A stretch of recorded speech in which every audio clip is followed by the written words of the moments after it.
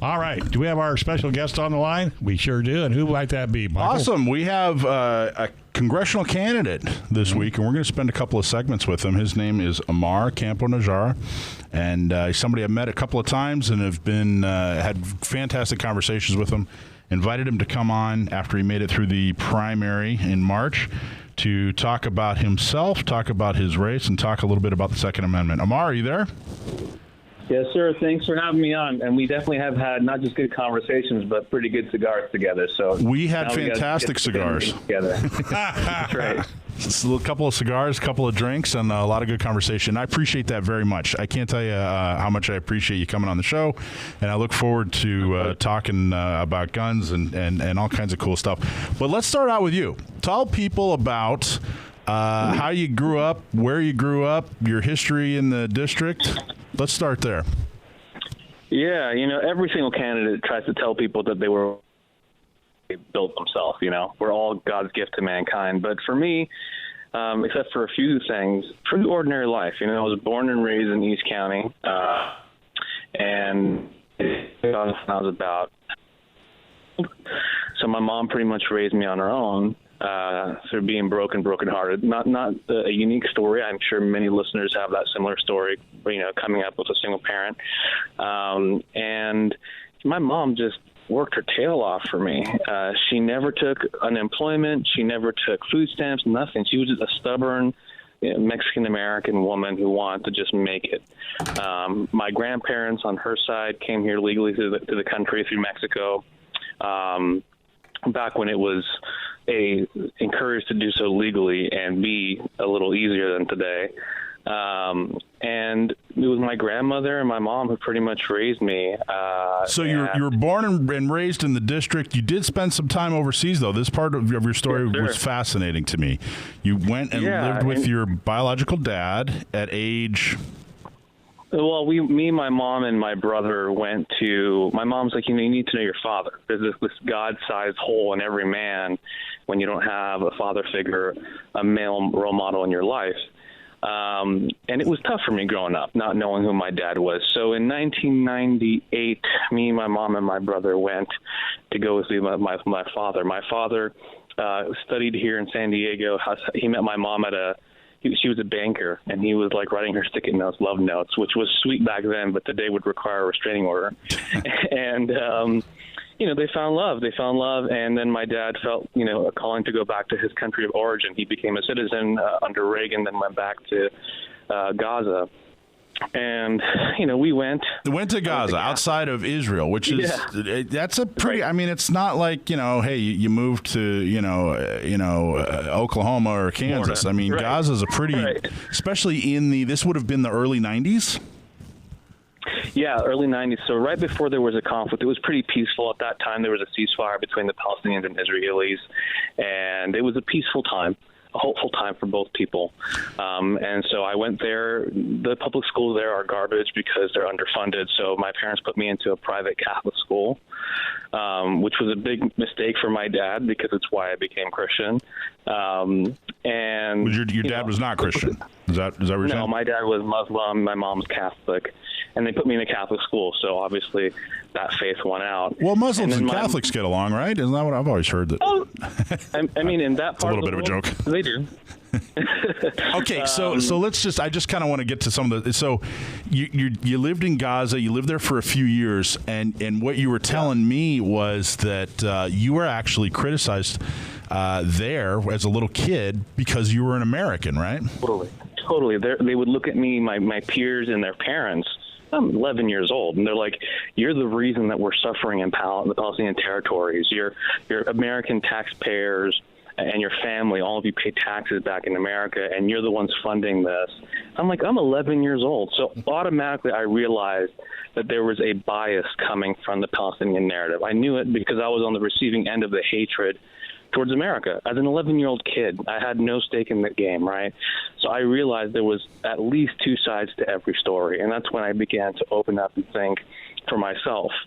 But then you moved back to the United States. Exactly. At what year was this? 2 or 3 years. 2001 in August. So I was leaving a war zone, hoping to never see it again. And I have so much admiration for our men and women who choose to see war. I didn't choose it. It just happened because my parents sent me there. And then we come back, leaving war behind us, and then 9/11 happened literally the next month. And Osama bin Laden buried my American dream of living a normal American life in East County beneath the rubble of two towers. Because here I was, an American in every single way, born here, raised here, of here, Latino, Arab American roots. And because my name is Ammar Campa-Najjar, it's Middle Eastern, a lot of people looked at me, understandably, with suspicion. Like I was one of them, one of those people from those foreign lands. I was just trying to be a kid growing up, get a good education. So it was tough, but I never had resentment. So here you are. You always know there's two sides of every story. Here you were in Gaza growing up. You had a bunch of the local kids picking on you and calling you names because you were an American. You get back to America. You think to yourself, all right, finally. And then you move here, what, a month, 2 months before 9/11, and then people criticize you for your Middle Eastern heritage. Right. And, you're right back in the same situation. Right. And so keep in mind, I didn't choose any of those things. I didn't choose to be half Latino or half Arab American. I didn't choose to live in the war zone. I certainly didn't choose to come back to my home country in America, lovely San Diego, and then have bin Laden do what he did. I didn't choose any of those things. But I'm reminded of this saying that freedom is what you do with what's been done to you. And like I said, I had this big hole in my heart, and I just felt so lost, so abandoned, so just unwelcomed anywhere. And lo and behold, the thing that brought me back, the thing that made me feel kind of whole again was my faith. I started working as a janitor at my local church at the age of 15, East Lake Community Church. And then I became a youth minister and gave sermons, and I felt really whole. I feel like if it weren't for God does things in a way that none of us can comprehend. Like, why would God, make me the son of a single working class mom?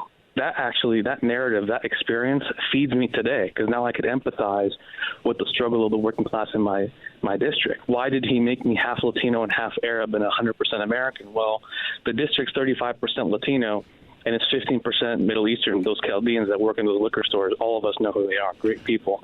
The district's half me ethnically. And then why did he put me through a war zone? And it's in those broken places of having seen war at the age of 11, having PTSD from it. It's in those broken places where I share a bond, an unearned bond. I did not go out there and fight wars like our veterans, but I know the trauma of war. And I think God gave me all that pain for a purpose.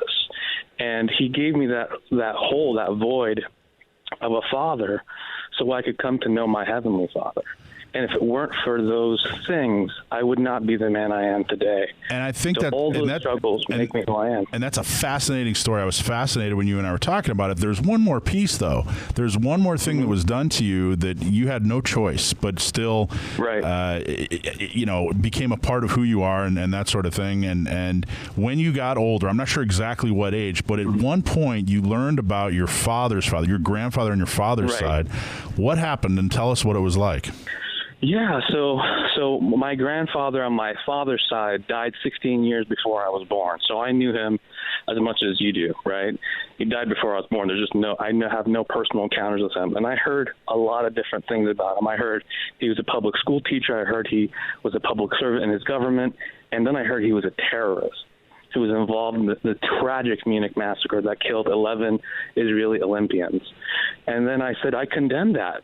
Anything like that, I condemn. I condemn terrorism. It robbed me of my youth because of Osama bin Laden when I was here in San Diego. I detest terrorism. And then I met this Israeli reporter, Israeli, not Palestinian, Israeli, who said, the claims about your grandfather are disputed. I'm like, I want to seal this off from my life because it's not part of who I am. But I do condemn the Munich massacre. What I do know about my grandfather is secondhand accounts. I'm a historian in terms of my relationship with him. I don't know him personally, but I unequivocally condemn those acts. And again, it was hard being called by my own congressman Duncan Hunter being called a terrorist when I'm an American. I was born in this country. The freedoms he fought as a Marine to defend include mine. But it's a complicated region. I have no malice towards him or those who don't understand, so I appreciate you giving me the opportunity to explain. And one of the things that always gave me solace was I know I could overcome this. I did not choose to be Middle Eastern or Mexican, any of that.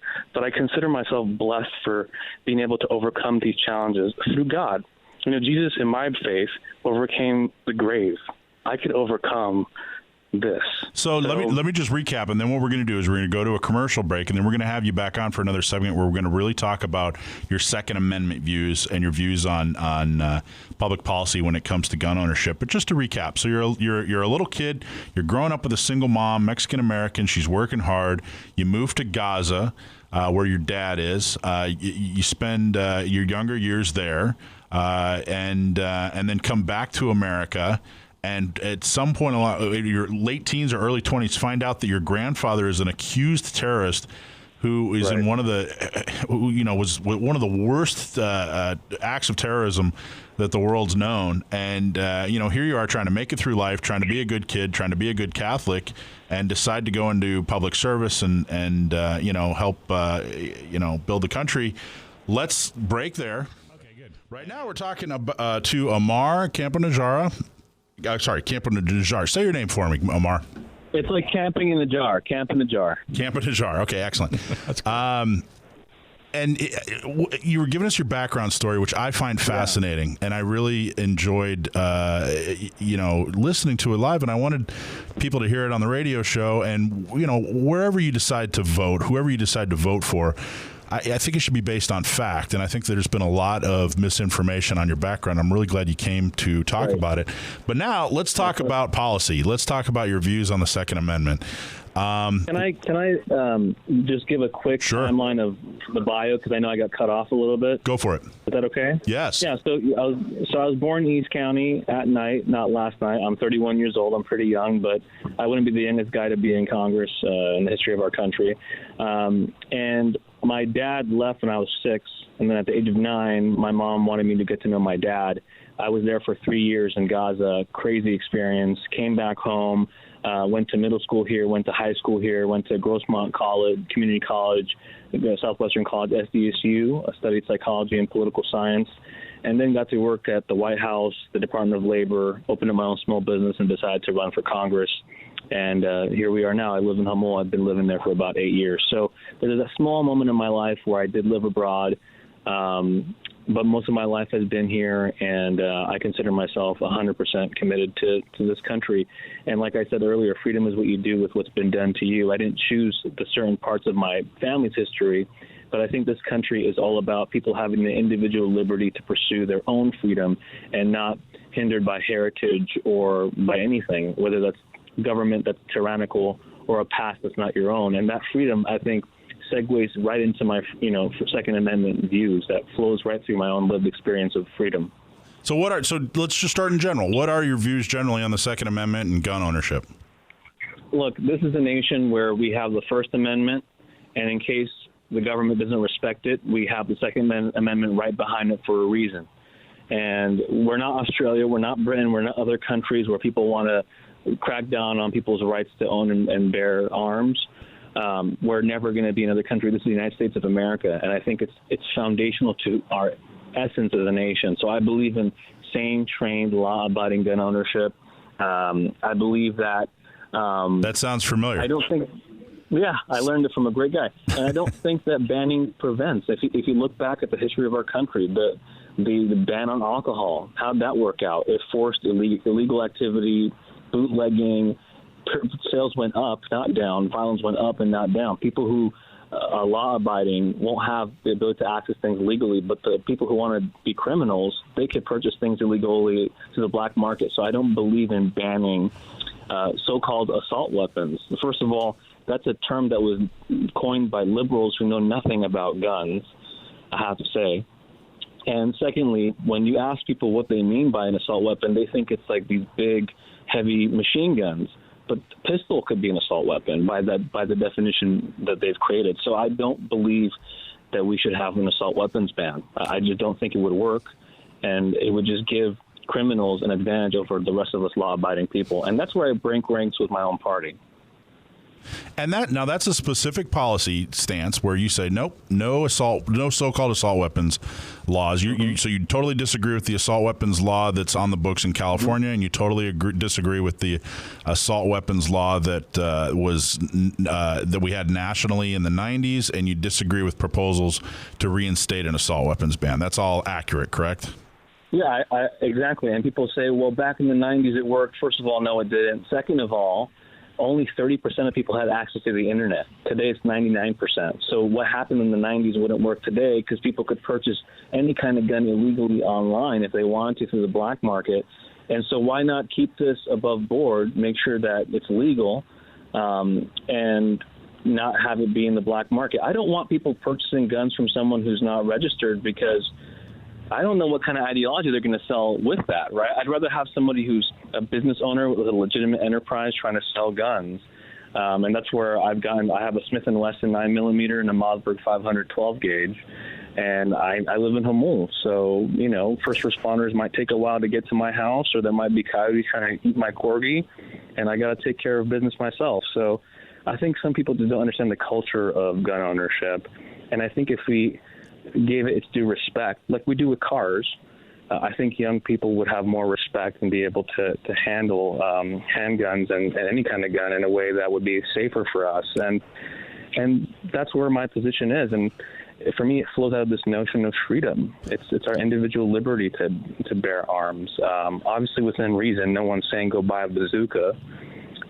But just because a gun looks a certain way and it's not any more harmful than another type of gun, that's just arbitrary and an infringement on our freedoms. Okay, so Ammar, this is Joe. I had a question back on the point you just made a few minutes ago about you were saying that people should only be buying guns from federally registered or registered sellers from stores and things. In a lot of places, probably in most places, in free America anyway, people can sell firearms. If I wanted to sell a gun to Michael, I've had it for a while. I said, I don't want this anymore. Michael's interested in it. I can't do that in California, but in many states you can do that. And what you're saying is you would want everything to go through a registered firearms dealer? No, that's not. I think it just needs to be there has to be, accountability, transparency out in the open. There has to be a paper trail of what's going on. Like one of my guns, one of them was my aunt's, and she re-registered under my name, and we went to a local gun shop and we got it done, above board. So that's what I'm referring to. Well, and that's what I'm saying. And that's how it is in California. But there are many states in the country where it's not that way. If you have a gun and you want to sell it to a friend of yours or something like that, you're free to sell the gun. And you don't need to go through an FFL like we do out here. Right. And are you saying you would support something federal like that? I mean, for me personally, it didn't seem to be too cumbersome, but if you want to walk me through, I've never purchased a gun in another state. Do you feel like it's a huge infringement? Because it didn't seem like it was too burdensome on me, but I'm not married to the idea of doing it one way or the other. So maybe you guys could educate me on what, why it's kind of a hindrance to folks. So it was pretty quick for me and my aunt, but I don't know, maybe it could be simpler and easier. I've just never experienced it differently. So, I think states should decide on how they want to do it, to be honest. Well, currently it's never legal anywhere in any of the 50 states to ever sell a gun to someone who is legally prohibited from owning. What Joe's saying is that if one non-prohibited person wants to sell a gun to another non-prohibited person in something like 45 or 46 other states, it's just a cash and carry purchase. Okay, here's the cash, here's the gun. We're both, not law abiding. It's just in a few states like California where you have to go through a background check, you have to go through a 10-day wait period, you have to go use an FFL to do that transaction. So I guess what he was saying is that it sounded very close to what you were saying. Sounded like you were saying, hey, we need to have universal background checks in all 50 states like we do in California. Is that something you agree with, or what are your thoughts? Oh, universal background checks? Yeah, I think we should be able to do that. I mean, we don't want terrorists who's on the no-fly list to get access to a weapon. But when you're transferring from one person to another, as long as you have a way to trace that it's not getting into the wrong hands. if it's two law-abiding people and there's a way to make sure that's happening, I'm totally fine with that. And it is a little, thinking about my own experience when I got my aunt's gun re-registered in my name, it was cumbersome because I had that 10-day wait period, but then you couldn't exceed a couple weeks. Otherwise, you have to go through it again.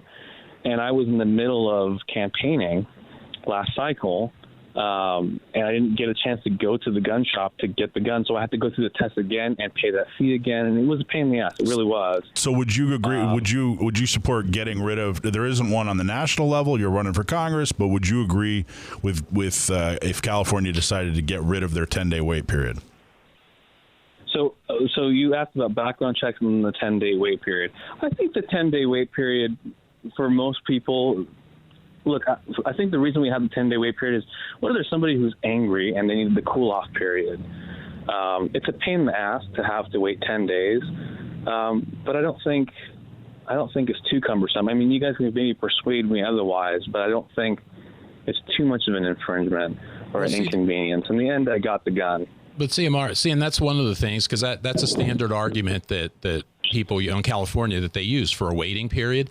That situation where somebody's angry and they go buy a gun, they go shoot somebody, almost never I won't say never because there's 40 million people here or 320 million people in the country. It may have happened somewhere, but that would be extremely rare. And the other place where that argument falls apart is if I already own a dozen guns, I still have to go through a 10-day wait period. So if I wanted to harm somebody with a gun, I would harm somebody with a gun that I had. I wouldn't go buy a new one to go do that.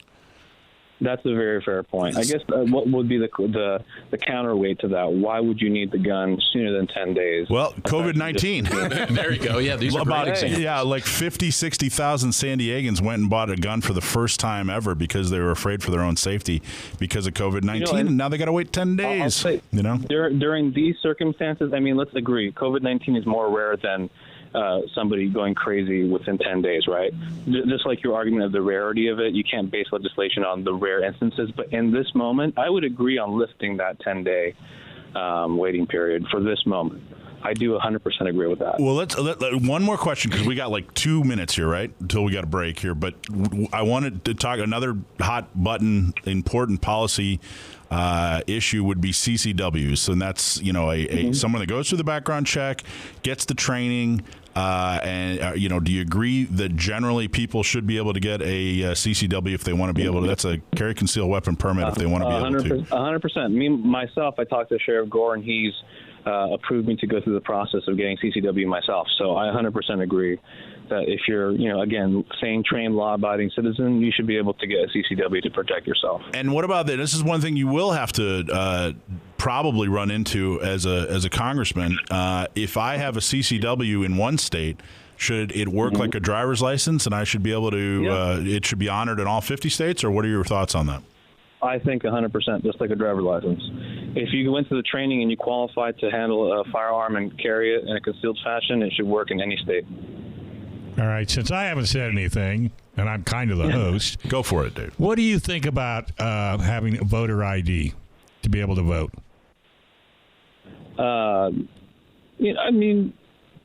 Look, so when I went to the registrar of voters, me and Duncan Hunter, me and his family, when the election was over last in 2018, we wanted to see how thorough this was and how precise the voting process is if there's anybody who's illegally voting. And me and Hunter's family, we would go every day at 5 p.m. after culling through the ones that we thought were suspicious, signatures weren't accurate, or addresses were gone, or names were changed, or things that may have looked forged.